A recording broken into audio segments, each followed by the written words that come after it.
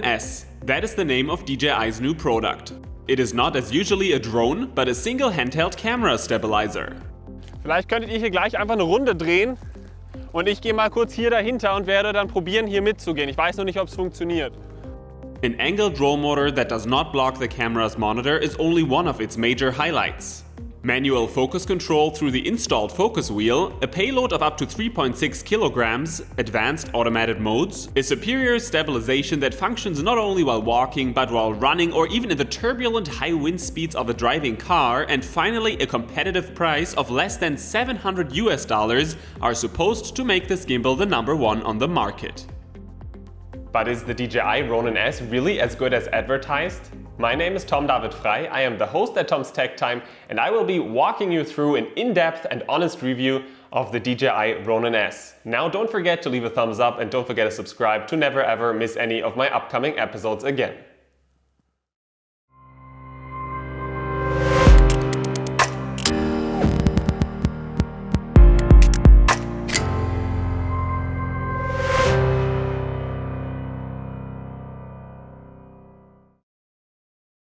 If you want, you can download free test footage without registration that I recorded using the DJI Ronin-S on www.tomstechtime.com/Ronin-S.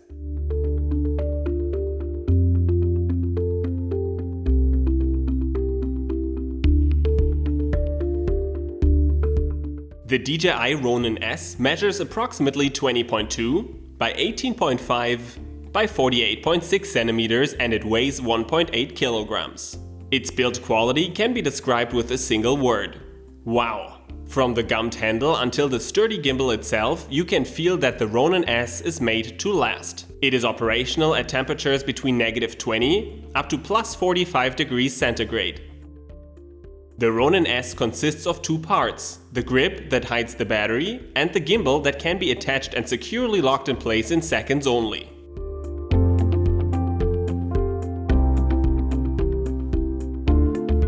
At the bottom, DJI installed a standard 1/4 inch and a bigger 3/8 inch mounting hole. Small stands, bigger tripods and other accessories can therefore be attached with ease.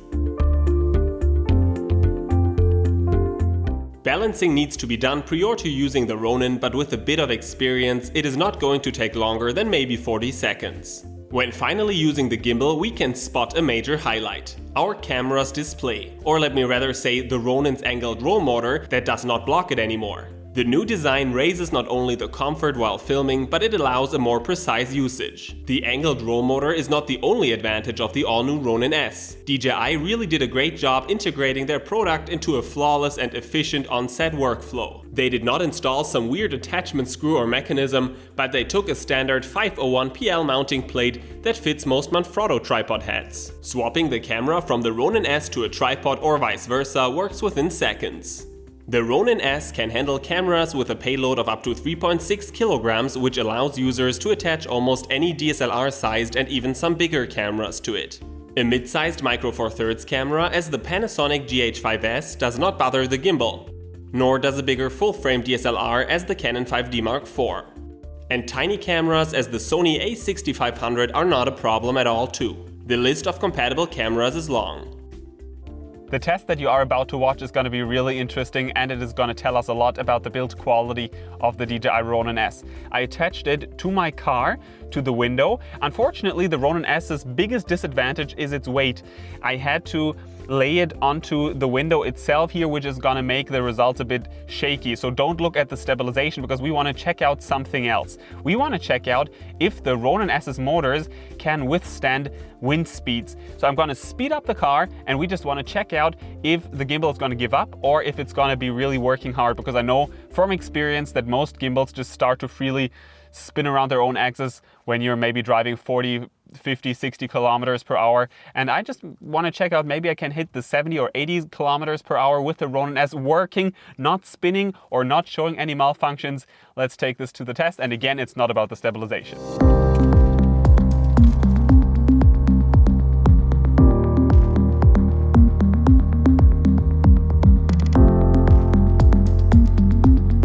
Wow, I was able to drive the speed of more than 105 kilometers per hour, and the DJI Ronin-S just didn't give up. it was still stabilizing. It was a tiny bit tilted, but that was it. Again, it was not a stabilization test because the Ronin was just laying on the bumpy window here, but wow, that's all I can say. The build quality of the motors is really insane. I really thought it was gonna give up at maybe 70 or 80 kilometers per hour, but the build quality of the motors, wow, I just don't know what to say. I'm saying wow too often. Sounds like I'm commercializing the product.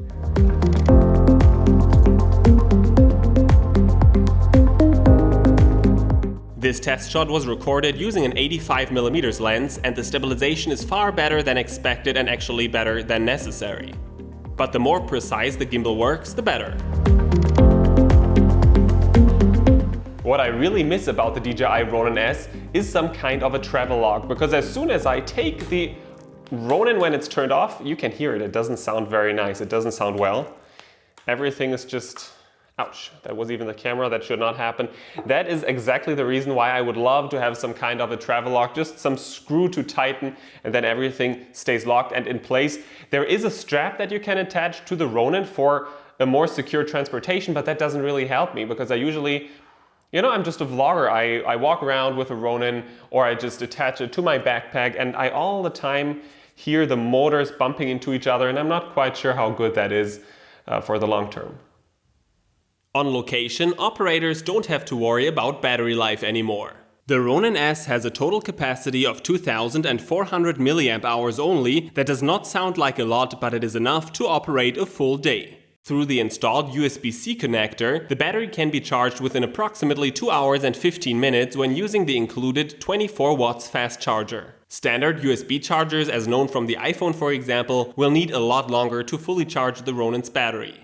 Even though the battery life of the DJI Ronin-S is superb, I never got into any trouble regarding the battery, but in case I ever run out of battery, there is one disadvantage. The battery is stuck inside the handle. That means that I cannot just flip out the battery and put in a spare battery. No, I would have to buy a new handle. Just wanted to let you guys know that that might be an issue to you. The Ronin-S hides its main power button at the very bottom of the grip. Right next to it, 4 LEDs that display the battery status. Right below the gimbal itself, DJI installed all major buttons. The power button can not only be used to turn the gimbal on or off, but it can en or disable a sleep function. The sleep mode of the DJI Ronin-S is a nice feature to have, but let me demonstrate one problem I'm having with it. I'm gonna activate it now. Ouch, did you hear that? The Ronin-S's motors keep on working for approximately 2 to 3 seconds after the sleep mode has been activated. DJI implemented that for a reason. They say that in case that the camera is not balanced, it is supposed to stay in place so you can grab it so that it doesn't fall. But that doesn't actually make that much sense, because if the camera is not level, then the Ronin-S doesn't work. So for me, I ran into trouble quite a couple of times with that. I activated it and I then touched the motors, and it just really sounds really bad. I don't want to demonstrate that too often anymore. I am afraid that at some point that might damage the motors. So that's just something that you should keep in mind, and maybe DJI can even fix that, because I would like to get rid of this little pause between pressing the button and when the sleep mode is finally activated. Moreover, DJI installed two 12V accessory power ports right below the camera plate. On the front, DJI positioned a precision joystick, allowing the operator to control the gimbal's motion into all directions, up, down, right and left. The motion is incredibly smooth and sometimes more precise than a tripod. At the side of the handle, DJI installed two 8-pin connectors that can provide power and that can be used to connect the focus wheel. The wheel itself is perfectly stiff for a precise manual control of the focus. Operators can with ease and without touching the camera while walking adjust the focus manually. The focus wheel does a great job. It reacts fast, precise and smoothly, and turns the Ronin-S into a professional filmmaking tool. In order to make the focus wheel work, operators need to attach the included multi-camera control cable to the RSS port. Next, DJI installed a rec button that can be used to start and stop a recording without the need of touching the camera itself. And at its left side, they installed a mode switch that allows users to switch between 3 customizable modes that can before the usage be adjusted using the Ronin's free app. 3 LEDs display which mode is currently being used.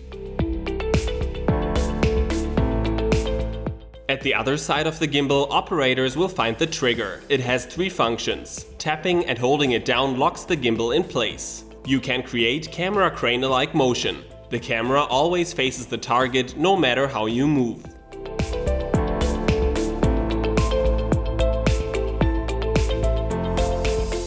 A simple double tap on the trigger recenters the gimbal fast and efficiently. And finally, 3 fast taps on the trigger will rotate the gimbal 180 degrees into selfie mode for vlogging. But let me be honest, the Ronin-S is just too heavy for normal vlogging. It won't be my #1 vlogging tool, though it's a cool cinematic tool. The Ronin-S operates in 3 modes: upright mode, flashlight mode, and underslung mode.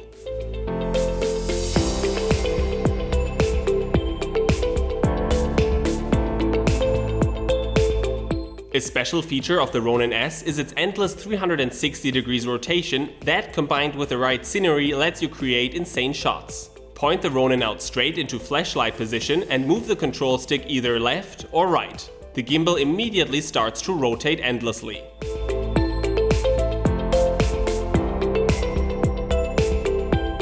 For a precise usage, operators can use the free app and connect via Bluetooth to set up and change every possible aspect of motion regarding the gimbal. You can speed up or slow down motion, change the responsiveness of each angle and motor. You have tons of possibilities to adjust the Ronin-S to your production needs. Through the app, operators can also engage 5 smart features. The capture mode puts the control of the gimbal motion into the hands of a camera assistant. The Ronin-S can be entirely remote controlled up to a range of approximately 10 meters. The panorama tool automatically takes photos. Operators can manually set the range of the panorama. They can tell the app which camera sensor and focal length they're using, how many percentages of the image shall be overlapped, and a delay between the photos can be set. The panorama mode, in my eyes, is a bit superfluous. It just takes too long to set up everything inside the app. The app is just too complicated for taking panoramas. Under very specific circumstances, for example at nighttime, it might be a very handy tool, but I must admit that usually I would just take either a tripod or just take the photos out of my hand, because software like Adobe Photoshop or Lightroom, they're professional enough to stitch together photos, even if there is a slight difference between how I held the camera. Well, you can perfectionize everything with the panorama mode. I'm just saying that I personally won't use it. The time-lapse function automatically takes time-lapse photos. Through the app, operators can set the interval, the final content's frame rate, and the desired duration. The motion lapse tool lets you set up to 5 keyframe positions. While the camera now takes time-lapse photographs, the gimbal automatically moves the set pattern and creates impressive shots.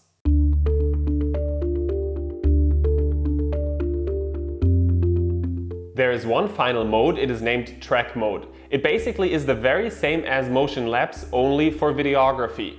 That means that you can focus on doing whatever you're doing, maybe on the focus wheel or on walking a certain path, while the Ronin moves automatically in a shape that you've set up inside the app before. It is pretty cool, but as a normal vlogger, probably I won't need it.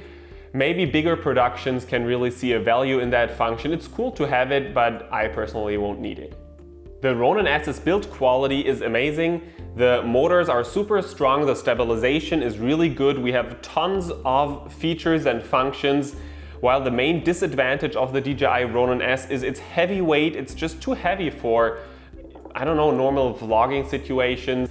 But all in all, it is up to what you need. It is up to your production needs. Check out the link in the description below this video that will lead you to the store where you can purchase the DJI Ronin-S.